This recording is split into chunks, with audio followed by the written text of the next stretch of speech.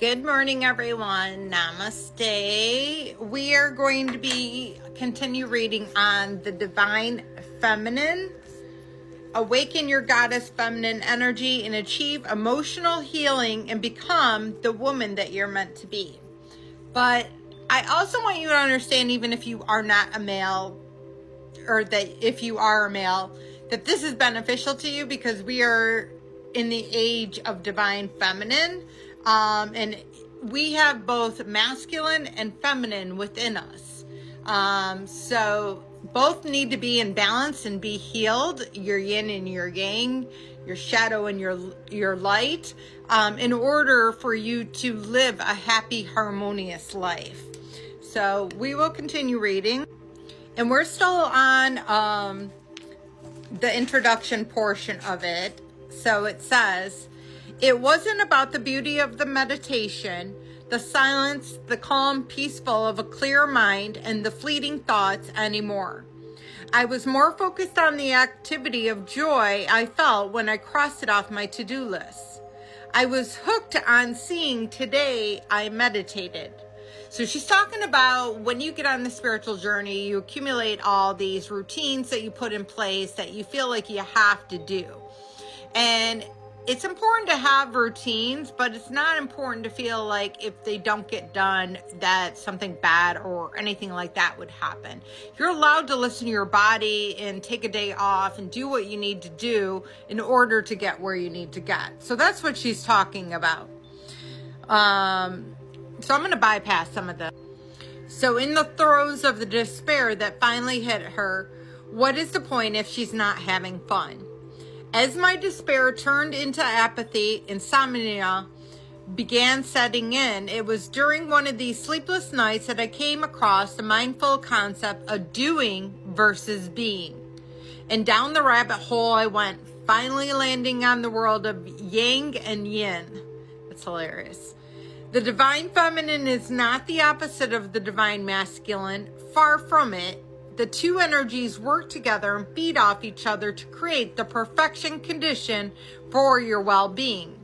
So why this book is focused on divine feminine.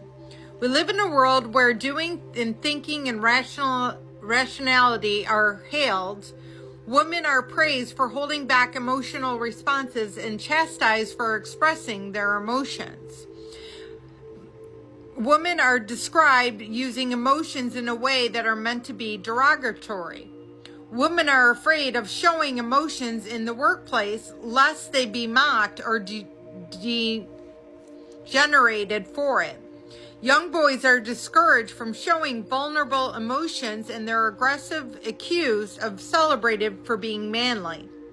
Since we're born, we have been conditioned to embrace the divine masculine and shun the divine feminine. This book is a guide to the power of divine feminine and is a reminder that feeling is just as important as thinking, that compassion and kindness are just as powerful as austerity, and that the receiving is just as commendable as giving.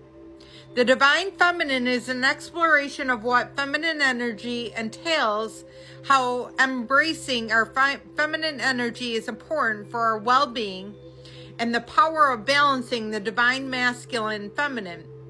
This book is a call for us to embrace the energies contained in our life form, work with our femininity to heal our lives, and to set free the shackles of society's expectations. It says, if you're ready to start on the journey into embracing of who you truly are, continue to the next chapter. So we're going to leave it at that. But that was something I really needed to work on when I was on the spiritual journey. And it really began in 2025.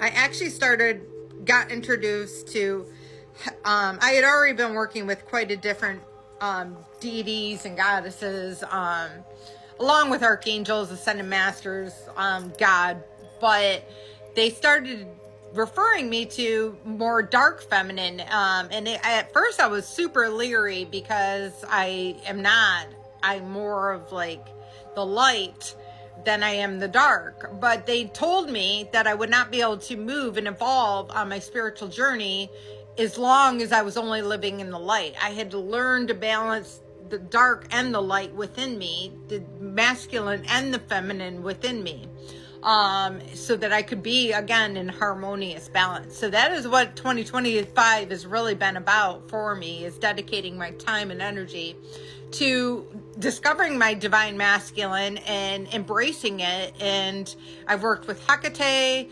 Goddess Lilith, and they've really helped me to find my inner voice. And it's weird because sometimes when it comes out, I'm like, who is that? Because I don't relate to it. But we all have it in it. We just suppress it.